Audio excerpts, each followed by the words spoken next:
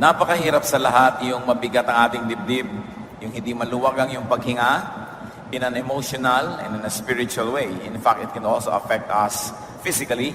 When we don't feel good, even our chest registers the pain. Mahirap na masikip ang dibdib. At ito ay labag sa kalooban ng Panginoong Hesus. Sabi niya sa Mateo 11:29, matatagpuan ninyo sa akin ang kapahingahan.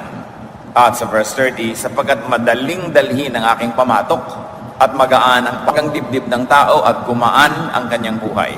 Juan 14:1, huwag na kayong mabalisa. Mahirap ang nababalisa, nawawala ng gana, nawawala ng tulog, napupuyat, hindi sumasaya. Ang ating pag-aaral upang tamasahin ang pagpapalang niloloob ng Panginoong Hesus para sa lahat kung mabigat ang loob. Salamat o Diyos sapagkat kayo ay nagmamahal sa amin, nais niyong gumaan ang aming loob, ang aming dalahin at sumaya ang aming buhay. Patawarin niyo po kami sa aming mga kasalanan. Pagaanin niyo ang aming paglapit sa inyo o Diyos at nawa buksan niyo ang aming isip nang maunawa namin ang nakakapagpalayang mensahe na sa inyo namin hinihingi. We ask you, Father, to bless your people, to bless us, and may you set us free from continuing slavery to many needless masters. Nawa, Panginoon, ang inyo pong pagpapala ay sumagana sa aming kalagitnaan. Ang salita niyo maunawa namin. Hinihiling namin, Ama, na kayo pong magsalita, mangusap, maging tagapangaral, at nawa ay matungtungan ang inyong paang inyong lingkod at maitaas namin kayo. Dumaloy sa amin ang iyong pagpapala at kami ay maliwanagan ng iyong karunungan. Ilalayo niyo kami sa mga tukso, sa mga pandaraya ng kaaway, maging sa mga gawa ng masasamang tao at masasamang espiritu. Pagpalain mo kami, ang aming mga tahan at mahal sa buhay, at mga iba naming mga alalahanin na hindi namin ngayon naasikaso. Nawa, Panginoon, yung aming mata, ang aming tainga, ang buong puso, maituon sa inyo, at kayo naman, Panginoon, ay magsabog ng biyaya sa aming lahat. Dalangin namin ang lahat ng ito sa pangalan ng aming tagapangaral, sa pangalan ng aming tagapagligtas at iyong anak na si Jesus. Amen. Ano nga po ba ang mga nagpapabigat ng loob ng tao? At ang lahat po ng ating mga verses na babasahin ay galing sa ang bagong magandang balita, Biblia. Ang mga pampabigat ng loob. Juan 16:33, sinabi ko ito sa inyo upang kayo magkaroon ng kapayapaan sa pakikipag-isa sa akin. Madaranas kayo ng kapighatian sa mundong ito, ngunit tibayan ninyo ang inyong loob na pagtagumpayan ko na ang sanlibutan. Ang salita po ng Panginoong Hesus ay gusto niya na magkaroon tayo ng kapayapaan sa ating pagiging Kristiyano. Sa pakikipag-isa natin sa Kanya, sa ating espiritualidad, gusto niya kapayapaan ang dulot nito, hindi gulo. Sabi, natural, makakaranas kayo ng mga kapighatian sapagkat kayo nabubuhay sa isang magulo at maruming daigdig. Pero huwag kayo mag-alala, sapagkat natalo ko na, napagtagumpayan ko na ang lahat ng yan. At kung kayo nakikipagkasundo sa akin, nakikipag-isa, ay magkakaroon kayo ng gantimpala na nadadala dahil sa tagumpay na akin ang nakamit para sa inyo.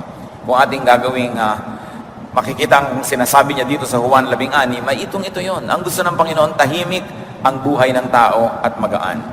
Ano ang mga pampabigat ng loob? Ating iisa-isahin ng ilan at nang makilala natin kung ito'y totoo sa ating buhay at nagpapabigat sa ating kalooban. Una, pagkakasubo o mga kompromiso. Yung bang, sabi mo, bakit ba ako naka-oo sa hindi ko dapat oohan? Bakit ko ba natanggap yung imbitasyon? Bakit ko ba nasabing oo gagawin ko samantalang ayoko namang gawin? Bakit nga ba ako napasubo? Yung pagkakasangkot sa talagang di gusto, mabigat yan sa kalooban ng tao.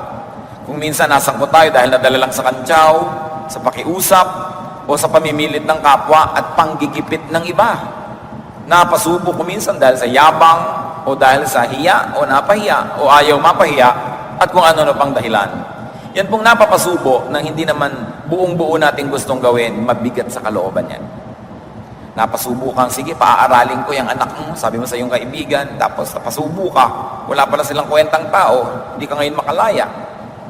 Pati yung mga sabi, o sige, papakasal lang kita, tapos nag-iisip ka ngayon, ikakasal ka na lang bukas, nagdadalawang loob ka pa, mahirap yung pagkakasubo na yan. Tapos sabi mo, na-imprenta na kasi ang imbitasyon. Yung napasubo ka sa mga sinasabi, kaya yung mga tao matatabil, madadaldal, madalas mapasubo yan Kaya mabigat ang loob. Isa pa pong pampabigat ng loob, mga kapatid, pananagutan. Responsibilidad sa buhay. Nakakapagpabigat ng loob yung napatong sa yung balikat, ang napakaraming mga responsibilidad. May mga responsibilidad na gusto o ginusto natin, pero nakakapagpabigat pa rin yun ng loob kahit gusto. Lalong-lalo na kung di gusto. Kung hindi naman ginusto itong responsibilidad na ito, napunta na lang bigla sa'yo. At lalong-lalo namang mabigat ito kung ayaw mo talaga. Sobrang bigat ang pananagutan na ayaw mo naman, tapos nandun. Isa pang pampabigat ng loob ay mga pilit at mga hapit na pamamaraan. Yung talagang pilit na pilit na pilit. Yung sagad na sagad ka sa iyong resources, sa pananalapi, maging sa oras o schedule, yung halos wala ka ng masulingan. Kumagat-kagat ka sa isang napakalaking hulugan. Hulugang bahay, hulugang kotse, hulugang kung ano man. Kasi halos wala ka ng magasto sa ibang mong pangangailangan. Isang mabigat yan na sa loob. Yung umuo ka sa napakaraming mga commitments, sa napakaraming mga schedule, tapos iisa namang katawan mo, hindi mo na mahati ang katawan mo para magawa lahat ang iyong inoohan. Mahirap yan, sagad na sagad. Mahirap sa loob. Mga bayarin, mga hulugan. Kumbaga para kang electric fan na laging nasa 3 o 4 ang speed. Nakakapagod yun. Para kang kotse ang laging nasa tercera. Ang bilis-bilis, hindi ka na makapagpreno, hindi ka na makapag-slow down kasi kailangan lagi kang mabilis. Mabigat yan sa loob ng tao. At isa pang pampabigat ay pagdadalawang loob. Yung magkasalungat na loobin. Parehong gusto mo, yung kaliwa at yung kanan, yung taas at yung baba, o pareho mong ayaw, pero nandyan sila pareho. Na nahahati ang loob mo sa tama versus mali. Pero hayan at nag-aagawan ng iyong atensyon. Yung gusto mo versus yung ayaw mo. O kaya yung style versus another style. At litong-lito ka to do between good versus better. Yan ay mga mahirap lahat na iproseso at nagpapabigat ng loob. Roma 7:19-20. Sapagkat hindi ko ginagawa ang mabuting gusto ko, ang masamang hindi ko gusto, ang siya kong ginagawa. So napakabigat sa loob yun Yung alam nyo ang tama, gusto nyo gawin ang tama, pero ang laging ending, ang nagagawa nyo mali. Mabigat sa loob yun. Isa pang pampabigat ng ating kalooban ay paglabag sa atin mismong sariling kalooban. At least yung paggawa ng mabuti, pareho rin naman talaga niyang gustong gawin yun, kaya siya ay nalilito. At yung paggawa ng masama, parehong gustong gawin ng tao, kuminsan niya yung masama at mabuti. Kaya nagdadalawang loob ka. Pero ang mahirap, yung meron ka talagang gustong-gusto, ito talaga ang isinisigaw ng iyong kalooban, tapos nilalabag mo yon, nilalabanan mo yon, at iba ang iyong ginagawa. Maybe dahil nga napasubo ka, dahil may responsibilidad ka, dahil napilitan ka. Mabigat sa loob ng tao yung pagsalungat sa malinaw niyang gusto, sa malinaw niyang paniniwala at paninindigan. At kuminsan yan ay dahil sa interes o pakinabang. Halimbawa, mahal na mahal ng isang dalaga ang kanyang katawan, pero itinitinda niya ang kanyang laman dahil meron siyang magiging pakinabang na financial. Kaya ayaw na ayaw mo na ginagawa mo, pero ginagawa mo pa rin. Si Pilato, ganyan-ganyan ang nangyari. Kitang-kita niya na si Jesus ay walang kasalanan at sinabi na yung walang kasalanan ng taong ito, wala akong makitang mali. Pero hinatulan pa rin niyang mapako sa krus dahil yung interest niya nakataya, yung kanyang political career. Baka magkagulo, ma-demote siya sa pagiging gobernador, minabuti na lang niya ang ipapako si Jesus. Mateo 27:24. Nang makita ni Pilato na wala siyang magagawa at malamang pa'y magkagulo, nagpakuha siya ng tubig at naghugas ng kamay sa harap ng mga tao. Wala akong pananagutan sa dugo ng taong yan, ito'y pananagutan ninyo, sabi niya. Sabi lang niya. Pero anong tatanggalin na kasalanan ng tubig na pinanghugas siya sa kanyang kamay? Litong-lito siya, mabigat sa kanyang loob sapagkat nilalabag niya ang sarili niyang budhi. Gaano karami sa atin mga kapatid ang nagkakaroon ng sakit ang ating isip, ang ating emosyon dahil mismong budhi na natin, nilalabag pa natin. Kung hindi mo na sinusunod ang sarili mong kalooban, ano ka pang uri ng tao? Kung talagang yun ang kalooban mo, hindi mo pa masunod-sunod. Roma 14:23. Ngunit ang sino mang kumakain sa kabila ng kanyang pag-alinlangan ay nagkakasala sapagkat hindi siya nagiging tapat sa kanyang paniniwala. Kasalanan ang paglabag sa sariling paniniwala. Pinag-uusapan dito yung mga pagkaing bawal at hindi. So naniniwala ka palang bawal, tapos kinain mo pa rin, kasalanan. O kaya hindi ka naman naniniwalang bawal, tapos ayaw mong kainin dahil sabi na iba bawal, nilalabag mo pa rin ang sarili mong paniniwala. Nahahati ka, hindi ka buo. At ang gusto ng Panginoong Diyos, tayo'y buo ang loob, tayo'y isa. Yung tema ng pagiging isa, napakahalaga yan sa Biblia. God puts a lot of premium on the theme of oneness, of unity. Kaya sabi ni Jesus, I and the Father are one, you are one with me, therefore you are one with the Father. So ayaw nyo nung nakahati. Pati yung pananalig na kalahati, ayaw ng Diyos. Dapat buo ang iyong pananalig. Wala ka daw mapapala kung hati ang iyong pananalig. Mabigat yung hati. Kaya kung ano man ang humahati sa inyong buhay, mga kapatid, habang pinalalabi pang panahon, magpasya kayo. Hindi pwedeng hati ang buhay natin lagi. Hati ang pag-ibig, hati here nor there. Sabi nga nila, a rolling stone gathers no moss. Kailangan manahimik ka doon para magkaroon ka ng lumot na tutubo sa iyo kung gusto mong meron, kung ikaw ay bato. Ano po ang mga pampagaan ng loob sa buhay? At muli, pinag-uusapan natin ang lahat ng ito dahil ang kalooban ng Panginoong Jesus, ang kanyang mga anak ay magaan ang loob. Magaan ang pasan. Yan ang blessing na dala niya. Kung Kristo na, bigat-bigat pa rin ang loob mo, may dapat kang gawin, kapatid, dahil hindi ka nagkakaroon ng benepisyo doon sa gusto ng Panginoong Jesus na maranasan mo sa buhay. Para gumaan ang loob, una, alamin at tiyakin, suriin kung ano ba ang niloloob natin. Ano ba talaga ang ating pinaniniwalaan? Ano ba talaga ang ating ibig? Ano ba ang uunahin sa buhay? Ano ang pagtutuunan ng pansin? Ano ang ipamumuhay natin? What are we going to stand for? Kailangan malinaw na yon. Pag ang tao lampas sa 20, 25, 26, 27, dapat alam na niya kung ano siya, sino siya, anong gusto niya sa buhay, anong titindigan niya, anong ipaglalaban niya, at anong palalampasin na lang niya. Santiago 5:12, sapat nang sabihin ninyo oo kung oo at hindi kung hindi. Ibig sabihin malinaw. Malinaw sa iyo kung anong gusto mo, tayo mo, at malinaw din sa iba at nililinaw mo yun. Para yung oo mo, oo na, alam nila. Yung hindi, hindi. Hindi yung hindi mo, mamaya, nahihikayat kang gawing oo. Ayaw ng kalooban mo, nag-oo yung bibig mo, pinagbibigyan mo yung iba, ang tinalikuran mo, yung sarili mong paninindigan sa buhay. So ikaw ngayon itong hindi makatulog, pabiling-biling ka sa higaan, ikaw ang nawala ng ganang kumain, at yung inoohan mo, sarap na sarap, dahil nakuha niya sa iyo yung oong gusto niya, na ayaw mo namang ibigay. Kailangan malinaw sa iyo kung alin ang oo, alin ang hindi. Josue 24:5. At kung ayaw ninyong maglingkod kay Yahweh, pumili kayo kung ngayon kung sino ang inyong paglilingkuran. Ngunit para sa akin at ang aking sambahayan, kay Yahweh kami maglilingkod, sinabi ni Joshua. Sabi, magpasya kayo. Hindi yung dito kayo ngayon, doon kayo bukas, paiba-iba kayo ng isip. Kung doon kayo, doon. Kung dito, dito. Ganon din yung church membership mga kapatid. Kung doon ka, doon ka. Dito ka, dito ka. Kung dito ka, lagay mo na yung loob mo, ipalagay mo na, yakapin mo na buong buo. Hindi yung lagi ka nag-iisip, lagi kang nalilito, buong buhay. Pagulong-gulong ka na lang, wala ka nang kinalagyan. Unang Hari, 18:21, lumapit si Elias at sinabi sa taong bayan, hanggang kailan pa kayo mag-aalinlangan? Kung si Yahweh ang tunay na Diyos, siyang sundin ninyo. At kung si Baal naman, kay Baal kayo maglingkod. Okay sa gitna. Be certain about your will. Be certain about your belief. And stand for it. As a person who stands for nothing will fall for everything. Pag wala kang pinaninindigan, lagi kang matutumba, lagi kang mahuhulog, lagi kang madarapa. Pampagaan ng loob, mga kapatid, sundin ang kalooban, lalo na't mabuti. Huwag hatiin ang loob. At yan kung minsan ang hirap natin mga Pilipino, sobra tayong magandang loob, mababang loob, mapagkaawang gawa, mabait, mapagbigay. Maraming beses ang ginagawa natin yung gusto ng iba, hindi yung gusto natin. Kaya ikaw nakakabulutong, ikaw nakakakulugo, ikaw nagkakaroon ng mga sari-saring mga pekas at pantal at mga kung ano-anong allergy. Kasi kalaban mo yung sarili mo. Hindi yung gusto mong nagagawa. Lagi ka nalang sunod-sunuran, mapagbigay.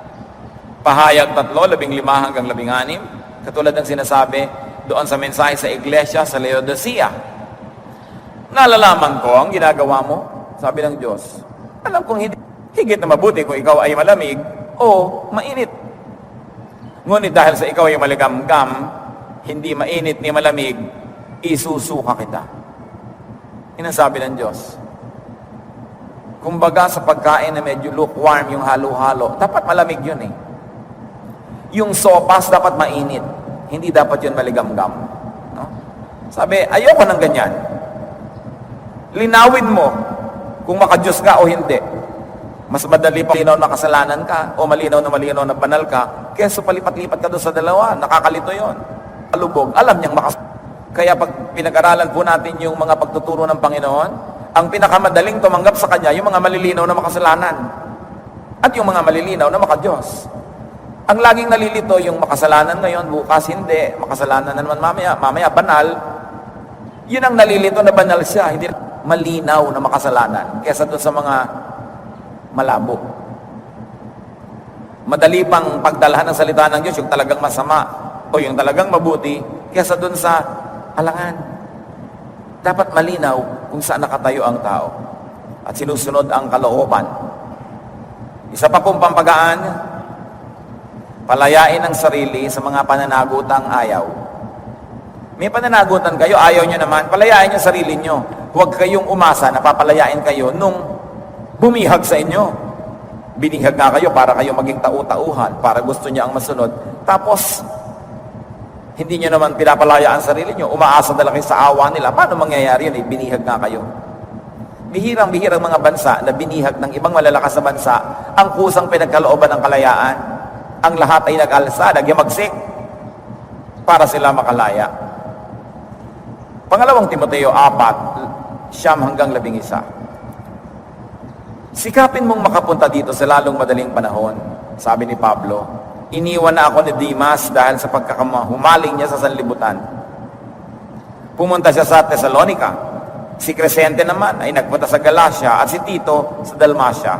Si Lucas na lang ang kasama ko rito. Hanapin mo si Marcos at isama mo rito sapagkat malaki ang maitutulong niya sa aking gawain. Ano po ang ginawa ng mga kasama ni Paul?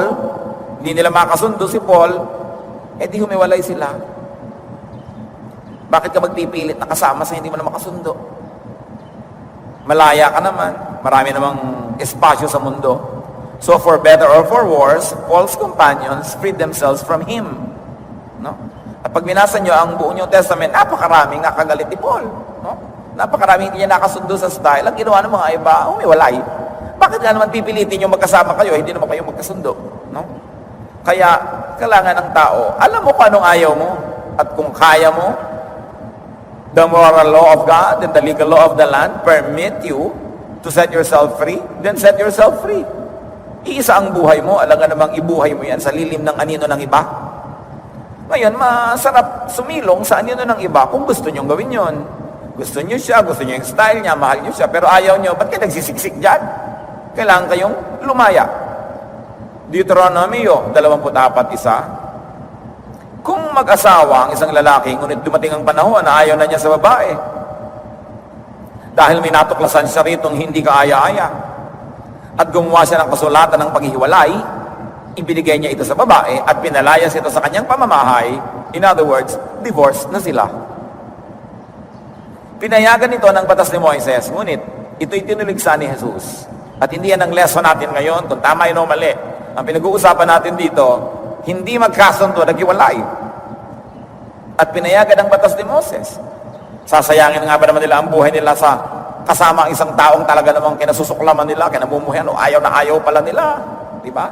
Iisa yung buhay mo. Paano yon?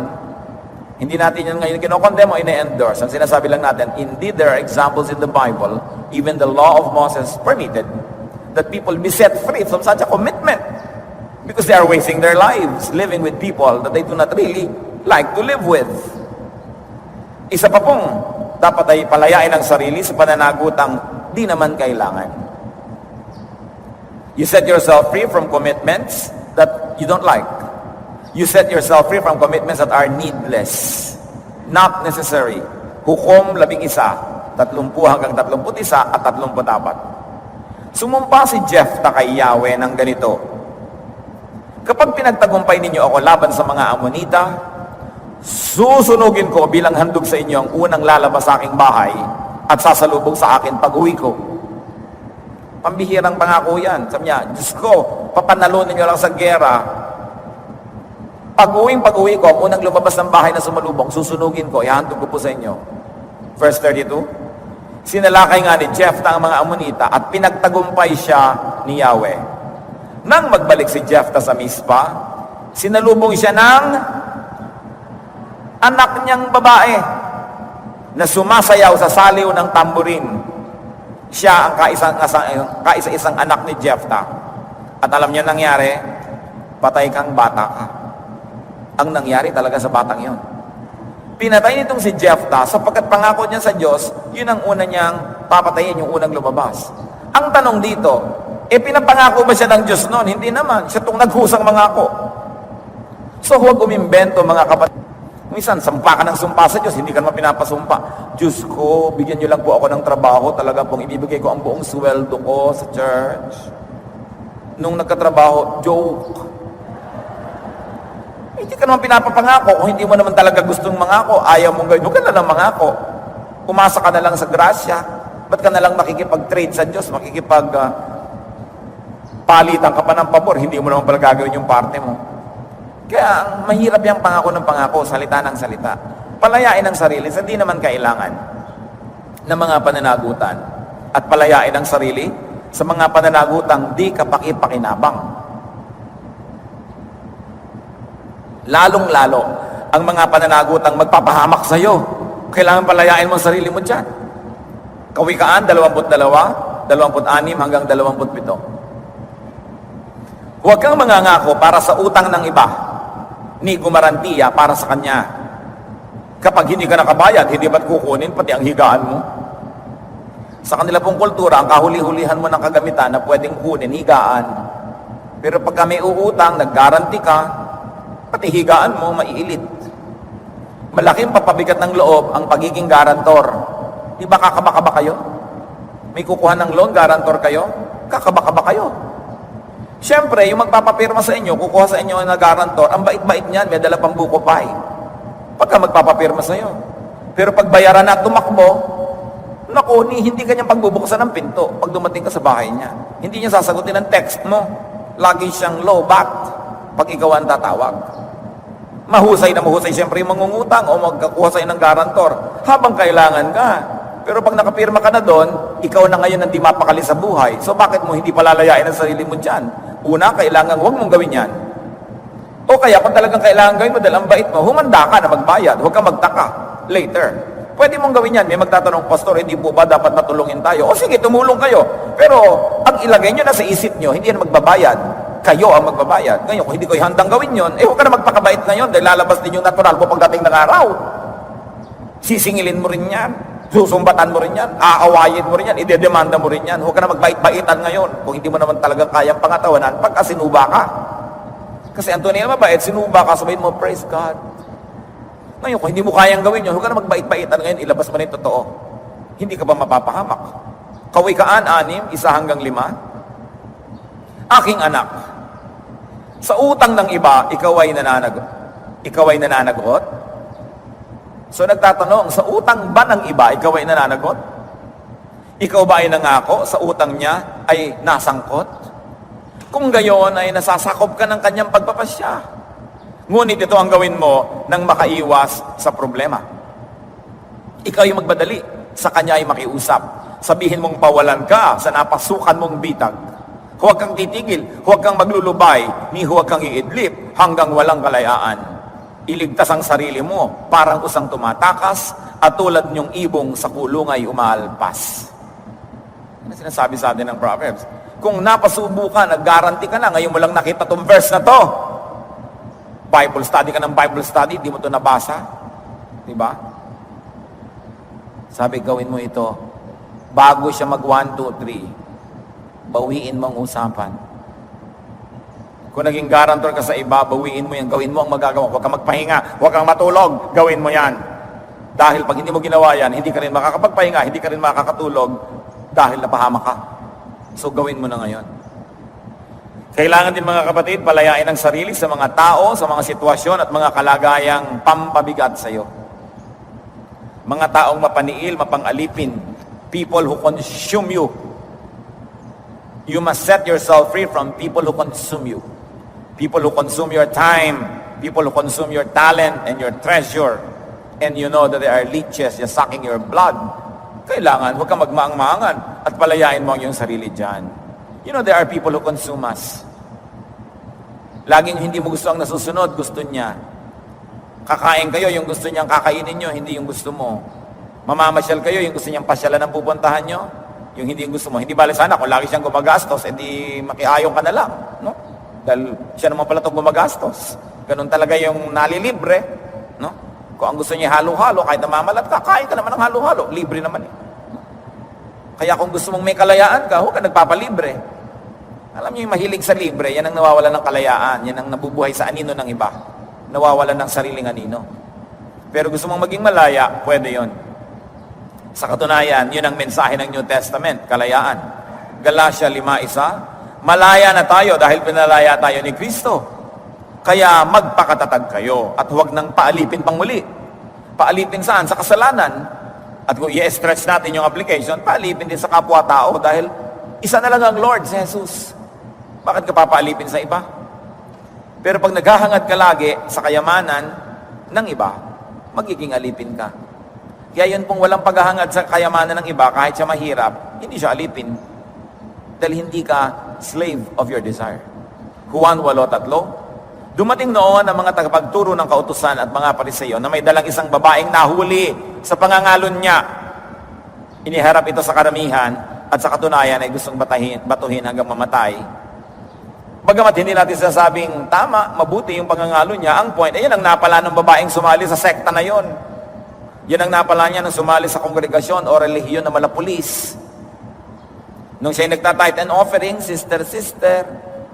Nung siya ay nagvo-volunteer work, sister.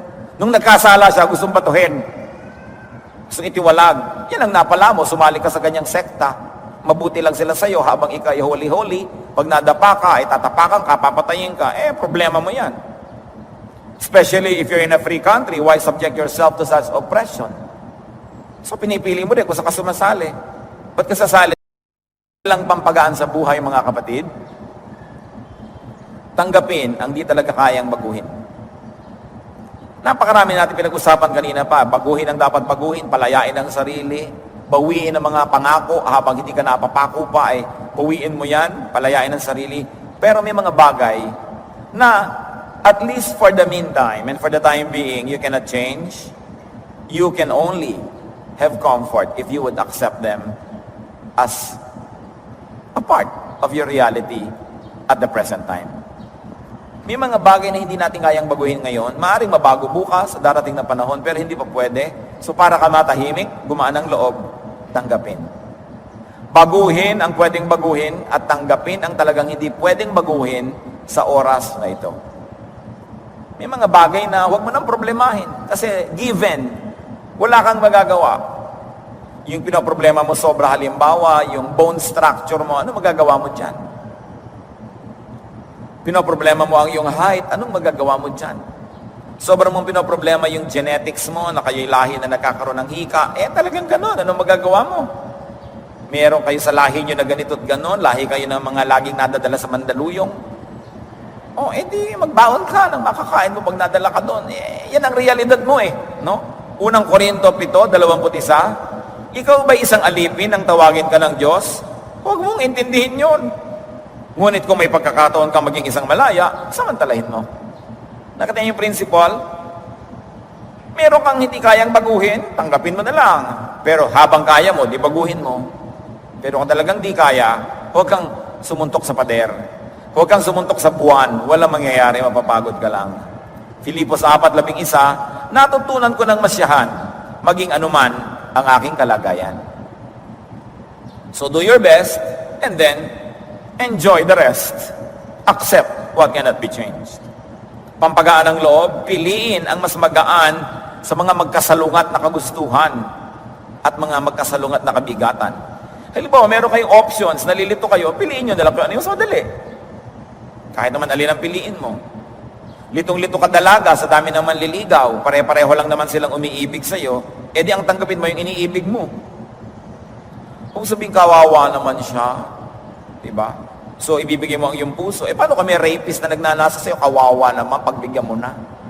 Huwag mo ipapamigay ang sarili mo dahil naaawa ka. No, hindi mo ginagawang charity yan. Make the best choice. Binigyan tayo ng Diyos ng utak para gamitin. Deuteronomio 30:11, saksi ko ang langit at ang lupa, na ngayon inilalahad ko sa inyo ang buhay o kamatayan at ang pagpapala o sumpa. Kaya piliin ninyo ang buhay para kayo at ang inyong lahi ay mabuhay ng matagal. So what was being offered to the people? Good or bad? Life or death? Sabi, pumili kayong mabuti. Life is a matter of pasya ko sa sarili, ako'y maging masunurin. Sa batas mo, ang pansin ko ay doon ko ibabaling. Ito isang pasya. Magpapasya ka maging makadiyos o makademonyo. Totoo, mahirap maging mabuti, pero mahirap din namang maging masama eh. Pareho lang mahirap yan, dito ka na sa mabuti. Pag pareho lang mahirap, ang gawin niyong mabuti, huwag nang malito pa. Filipos 1:23-24. Sabi ni Pablo, may pagtatalo sa loob ko. Gusto ko nang pumanaw sa mundong ito upang makapiling ni Kristo, sapagkat ito ang lalong mabuti para sa akin. Ngunit alang-alang sa inyo, mas kailangan pang manatili ako sa buhay na ito. So sabi niya, mamatay ako, gusto ko na, kasama ko na ang Diyos, pero kailangan niyo pa ako, so mabubuhay pa ako dito para sa inyo. So these are choices, no? At pampaganang loob, number 5, mas gawin ang magaan sa loob. Mas magawin ang nagpapagaan ng loob. Anong ibig natin sabihin, mga kapatid? Araw-araw, pipili ka kung magiging malungkot ka o masaya. Kung magiging maigpit ka o mapagbigay, pipili ka upang maging mabuti ka o masama. Ang piliin mo, yung mas magpapagaan ng buhay. Yung mas magpapasarap ng buhay. At sabi ng mga ngaral, siyam. Magpakaligaya ka sa piling ng babae yung minamahal habang ikay nabubuhay sa mundong ito, sapagkat iyon ang iyong bahagi at bunga ng iyong pinagpaguran sa maikling buhay na ito. So may choice ka, magpakaligaya ka sa piling ng iyong asawa. Pwede ka rin namang makipagpaligaya sa piling ng iyong kulasisi. Pero hati ka, diba? Katulad yan, malapit na naman ng Valentine's Day, o may post-Valentine, may pre-Valentine date ka, may pang February 11. Ngayon, kung January 31, ka-date ka na, ang layo mo naman sa tunay na petsa, siguro number 7 ka lang. So, bakit mo ibibigay ang buong buhay mo sa isang taong kalahati lang niya ang binibigay sa'yo? Di ka balugi nun? Kung 1/4 lang niya. So, kailangan ng tao, kanya ring pinagtatagumpayan ng kanyang emosyon. Nahulog na kasi ang loob ko. Hulog na ang loob ko nung malaman kong 7 na pala ang asawa niya. Kaya pwede na sa akin ika-8. Nahulog pala yung loob, hindi umahon ka. Diba? Bumangon ka, sa tulog ng Diyos, makakaahon ka dyan. Huwag mong ibigay ang buong buhay mo sa taong hindi ka naman niya nasusuklian ng buong buhay din niya. Lugi ka. Lagi ka na lang na ang Pasko mo sa 3 Kings, wala na sa kalendaryo yung 3 Kings ngayon. Diba? Lagi ka na lang pang bisperas. So paano yun? Lugi ka. Mga ngaral 3:12, alam kong walang pinakamabuti sa tao kundi magpakaligaya at gawin ang pinakamabuti habang siya'y nabubuhay. Mabuti naman magkasunod na sinabing magpakaligaya at magpakabuti. Kasi ibig sabihin, pwera yung magpapakaligaya sa hindi mabuti. Pero sabi niya, basta mabuti o basta hindi masama, magpakaligaya ka. Sasandali ang buhay mo, maglulungkot-lungkot ka pa. Ang daming sine, 1, 2, 3, 4, doon ka papapasok sa iyakan. Uuwi ka, mabigat ang loob mo, namumugto ang mata mo matapos mo magbayad. Pinili mo maging malungkot. Problema mo yan. Ang dami-daming panonoorin mo, may horror, doon ka pa sa horror pumasok. Tumaas ang presyon mo, nagka-heart attack ka pa, takot na takot ka, at nasa bahay ka na, nakikita mo pa yung anino nung nasa sine. Ba't ka nagbayad? Ba't mo pinapahirapan ang sarili mo? Choice mo yan. Sabi, ang iksi ng buhay ko, konti ang panahon, tuwing may choice ka, ang gawin mo yung masaya. Yung maganda. Pupunta ka sa kasalang may kasal dahil uso sa mga nagpapauso, nakaitim ka pa. Ang dami-daming kulay sa mundo, nakaitim ka sa kasal. May mga ganon, walang konsiderasyon. No? Kung mabagay sa kanila, gusto nila i-display ang maputi nilang kutis. Para silang chessboard, black and white yung kanilang balat at yung damit. Wala silang pakialam sa pinuntahan nilang okasyon. Pipili ka sa saya, lulungkot, masaya ka na. Mahirap bang isipin yun? Mga ngaral 11:8. Kung ang tao ay mabubuhay ng matagal, dapat niyang ikagalak yun. Kita nyo? Kung ang tao'y mabubuhay ng matagal, ibig sabihin, magkakaroon ng maraming birthdays, dapat niyang ikagalak yun. Ngayon, nagbe-birthday ka, tinatago mo yung edad mo. Ilang taon na po kayo? 35. Parang sinabi mo, Diyos ko, patayin mo na ako habang bata pa ako para hindi ko kailangan magsinungaling tungkol sa edad ko kung tumatanda akong buhay pa. Sabi, ikagalak mo yan, ipagsigaw na sa buong mundo. 75 na ako, 65, buhay pa. Yung iba nga, fetus pa lang, namatay na eh. Tapos itatago mo yung edad, ano yun? Ikagalak mo yung buhay mo, sabi ganon. Yung, hi, buhay. Ba't kayo bumubuntong hininga at buhay pa kayo? Di ba dapat ipasalamat yan? Ngunit, sabi, alalahanin niyang ang darating na panahon ng kadiliman ay mas mahaba. Anong sinasabi dito mga kapatid? By virtue of statistics and by virtue of realities in life, there will be longer times of sorrow in life than happiness. So, anong sinasabi dito? Sa mga panahon na masaya ka at pwede kang maging masaya, samantalahin mo yun, magpakasaya ka. Dahil kahit ayaw mo, may darating na malungkot na panahon. Pag dumating na lang yun, di mo na maiwasan at di mo mabago, doon ka na lang magpakalungkot. Pero habang pwede mong pasayahin mo. Kasi konti yung mga kasiyahan. Kaya pagaanin ang lahat ng pwedeng pagaanin, paligayahin ang lahat ng pwedeng paligayahin. Kung mabigat ang loob, madalas may alagang lihim, may alagang kasalanan, may alagang atraso. Malakas magpabigat ng loob yung alaga mong atraso. Kaya sabi sa awit 32, 1-5, mapalad ang taong pinatawad na ang kasalanan. Nang hindi ko pa naihayag ang aking mga sala, ako'y nanghina sa maghapong pagluha. Sa araw at gabi, ako'y iyong pinarusahan. Wala nang natirang lakas sa katawan, parang hamog na natuyo sa init ng tagaraw. Kaya't ang kasalanan ko'y aking inamin. Mga pagkakamali ko'y hindi na inilihim. Ako'y nagpasyang sa iyo'y ipagtapat. Ang mga sala ko'y pinatawad mong lahat.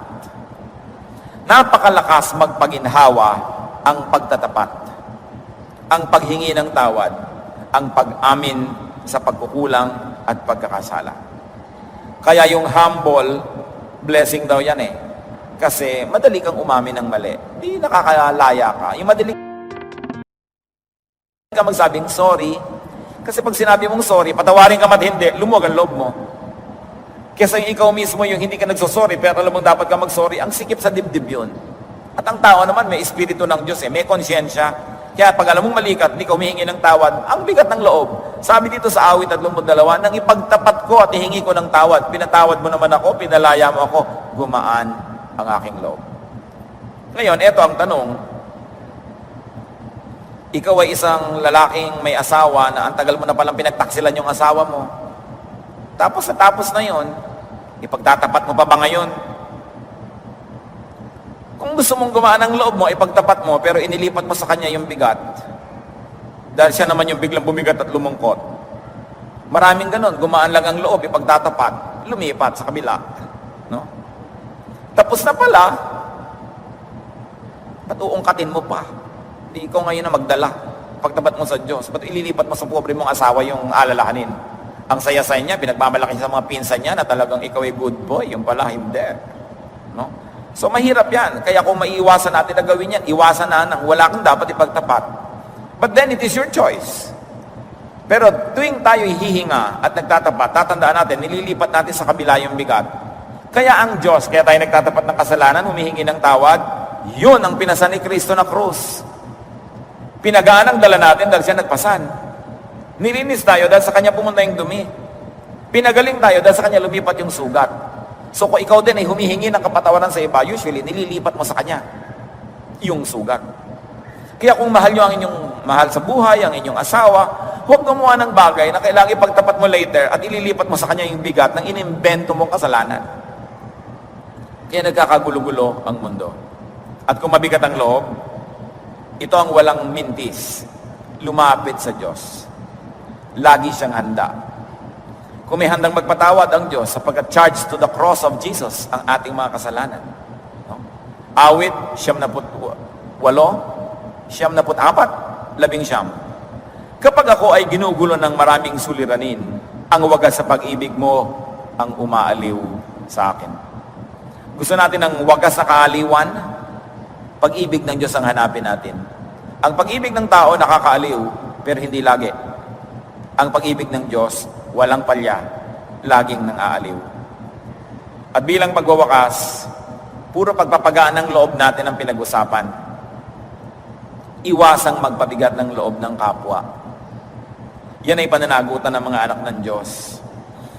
Huwag igiit ang makasarili mong layunin sa iba. Kung gusto nila na magkabakasyon, kung gusto nilang lumuwag ang schedule, huwag mong ipagpilitan, i-accommodate ka. Makuha mo lang ang gusto mo, alam na alam mong pinabigat mo ang buhay ng kapwa mo. That is unkind. Huwag igiit at ipilit na magpagaranti. Pag gusto niyo magpagaranti, magpapapirma kayo, pwede mo ba akong tulungan? Pero pwede ka rin tumanggi at hindi ko isasama ng loob. At kung tutulungan mo ako, maaring hindi ko mabayaran yan, ikaw ang mapapahamak. Sasabihin mo na agad yon para handa siya. Huwag kayong magtitiwala sa nagpapagaranti na, magpapagaranti sana ako sa'yo, uutang ako. Kayang mambayaran? Kayang-kaya! Ay, huwag kayong magtitiwala sa nagsasabing kayang-kaya. Kasi may tindahan ako kailangan ko ng additional na puhunan. Ang lakas ng benta. So pag pinautang mo ako o nag-guarantee ka, talagang kaya-kaya kong bayaran. No? Siyempre, huwag kayong magtiwala sa ganon. Ang napagkakatiwalaan yung, sa ngayon naman ay kaya, pero hindi natin hawak ang buhay. So kung ipagtitiwala mo sa akin yan at magre-risk ka rin, pumirma ka rito. Ganon ang tao. Pero yung ako hindi nagtitiwala mga kapatid, yung halimbawa nag-a-apply na mag-drive, kaya mo bang i-drive itong malaki mo? Kayang-kaya po. Ay, hindi ko tinatanggap yon.